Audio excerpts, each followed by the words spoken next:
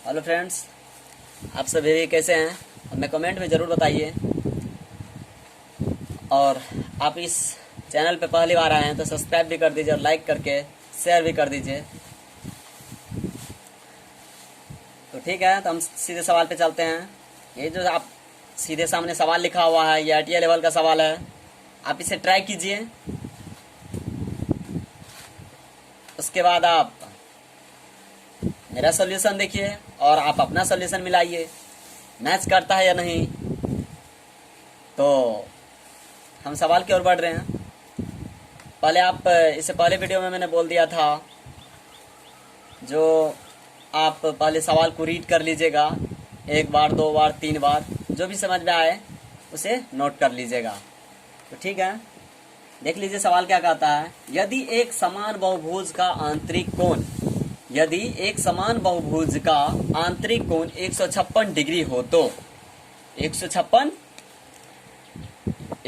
Degree हो तो बहुभुज में भुजाओं की संख्या मांग रहा है। बहुभुज में भुजाओं की संख्या मांग रहा है। हमको दिया हुआ है कौन सी?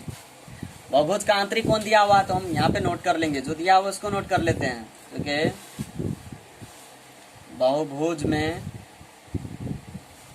का आंतरिक कोण, बहुभुज का आंतरिक कोण कितना डिग्री दिया हुआ है? 156 डिग्री।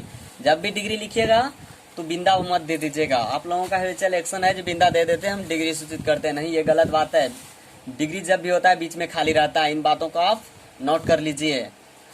यहाँ पे लिख देंगे, ये तो दिया हुआ हमको सवाल में दिया हुआ है।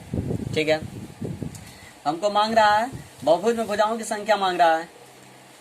ठीक है, तो हम बहुभुज में भुजाओं की संख्या, भुजाओं की संख्या बराबर फट। तो इसका फॉर्मूला होता है, यदि आपको फॉर्मूला याद होगा तो आप तुरंत बना लीजिएगा, नहीं तो आप कितना प्रयास कर लीजिएगा, हमारे अनुभव से लगता है आपको नहीं बनेगा। क्योंकि फार्मूला बेस्ड सवाल फार्मूला पे ही आधारित होता है, और फार्मूला जब तक आपको याद नहीं रहेगा तब तक बनेगा ही नहीं सवाल। तो चलिए फार्मूला हम लिख रहे हैं। बहुभुज का आंतरिक कोण, बहुभुज का आंतरिक कोण बराबर होता है n-2 बाय n। x मत समझिएगा, n है छोटा वाला, गुना 180 डिग्री। ठीक, 180 डिग्री हुआ, लिख दिया है 180 डिग्री ये हुआ। तो 180 डिग्री हुआ तो आंतरिक कोण आपको दिया हुआ है कितना डिग्री? सवाल में देखिए आपको आंतरिक कोण दिया हुआ है 156 डिग्री दिया हुआ है। ठीक ना, n-2 बाय n गुना 180 डिग्री। देख लिए दिया हुआ है। इसको हम क्या करते हैं, 180 दिया हुआ है तो नहीं है नीचे में कुछ हो तो 1 तो है, नीचे में नहीं है कुछ तो 1 है। तो देख लीजिए 156 डिग्री बराबर, इसको ये दोनों को जो है 180 से गुना कर लीजिए आप। 180 n माइनस 360 होता है, आप लोग गुना कर लीजिए, हम गुना कर ही लिए। ठीक, ये डिग्री हो गया 360 डिग्री।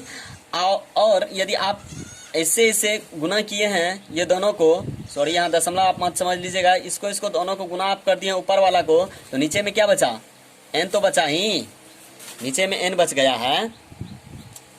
ठीक, नीचे में n बच गया। अब देखिए बर्ज गुणन विधि आप लोग पढ़े होंगे, बर्ज गुणन विधि देख लीजिए, बर्ज गुणन विधि का प्रयोग कीजिए।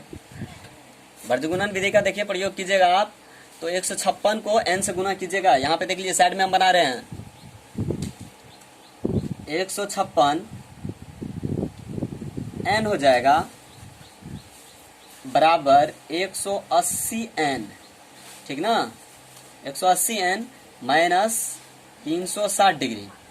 ओके, समझ रहे हैं? नहीं समझते हैं तो वहां पे हमको कमेंट में बताइए आप, ताकि मैं वहां से फिर से बता सकूं।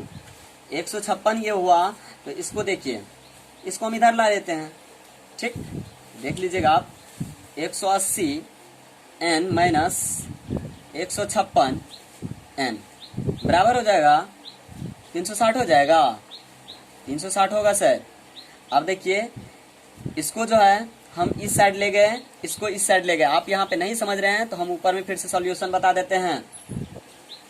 देखिए 180 n माइनस, इसको इस साइड, इसको उठा के हम इस साइड ले जाते हैं, ठीक, इसको इस साइड ले आते हैं। 156 n बराबर 360 लिख सकते हैं, स्वतः आप कैलकुलेट करके देख लीजिएगा, ठीक।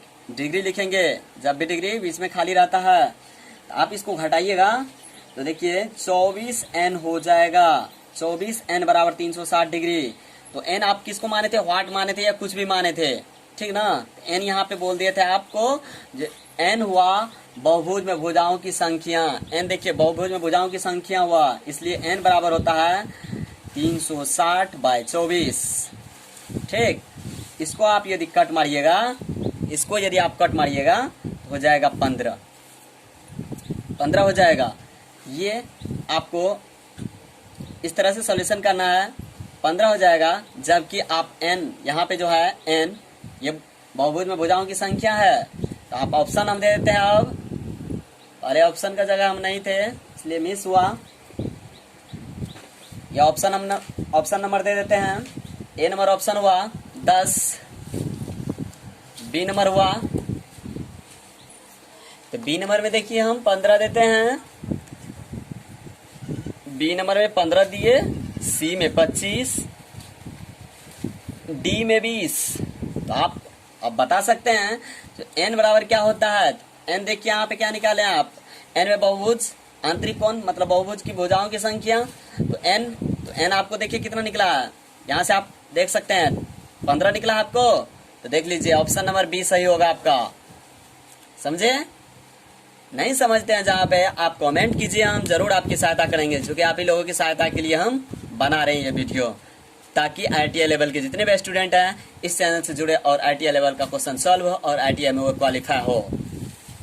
ठीक है दोस्त, थैंक यू। तो चलिए दूसरा सवाल कहता है, देख लीजिए, एक थोक विक्रेता 20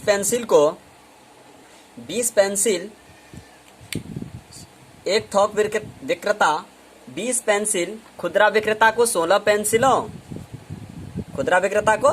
पेंसिलों की अंकित मूल्य पर बेचता है। 16 पेंसिलों की अंकित मूल्य पर बेचता है तथा खुदरा विक्रेता उन पेंसिलों को उन पर अंकित मूल्य, यहीं पे सवाल देखिएगा, अच्छा से गौर कीजिएगा सवाल को, उन पर अंकित मूल्य पर बेचता है, खुदरा विक्रेता को कितने प्रतिशत लाभ या हानि हुआ। फिर से एक बार सवाल को रीड कर लीजिए। सवाल बड़ा है तो आप डरिएगा मत।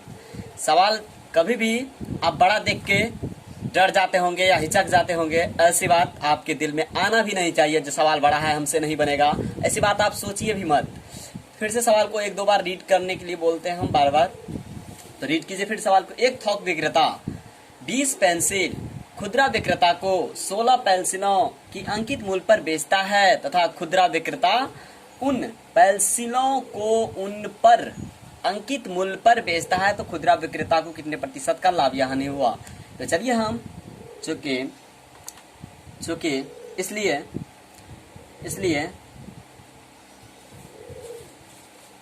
ट्रिक पे बनाते हैं। ठीक है, ये नोट कर लीजिएगा आप, ट्रिक पे बना रहे हैं, नहीं तो सवाल लंबा जाएगा। IITI में समय नहीं रहता है, समय सीमित रहता है, तो इसलिए ट्रिक का भी यूज कीजिएगा। ठीक, ये बड़ा सवाल है लेकिन ट्रिक से छोटा पे बनता है, इसलिए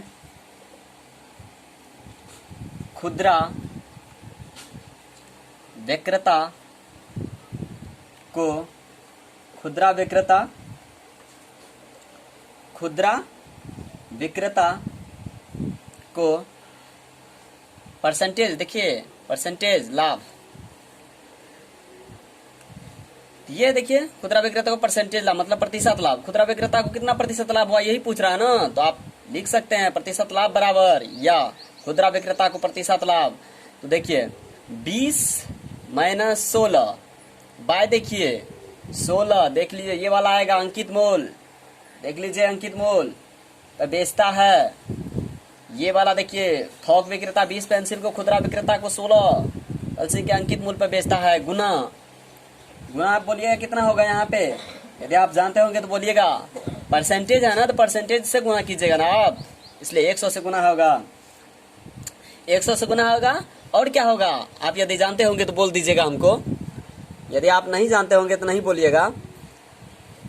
तो जरूर आपको हम बताने की कोशिश कर रहे हैं। 20 माइनस 16/16 गुना 180 और गुना 100, परसेंटेज है तो परसेंटेज डाल दीजिएगा। परसेंटेज में मांग रहा है तो हमको परसेंटेज डालने में क्या जाता है, ठीक है, तभी तो परसेंटेज में आंसर आएगा। तो यहाँ से 20 में से 16 घटाएंगे 4 होगा, बाय 16 गुना 100 परसेंटेज, ठीक। इसको इसका आप कट मारिएगा, 4 चौके 16, इसको आप कट मारिएगा 25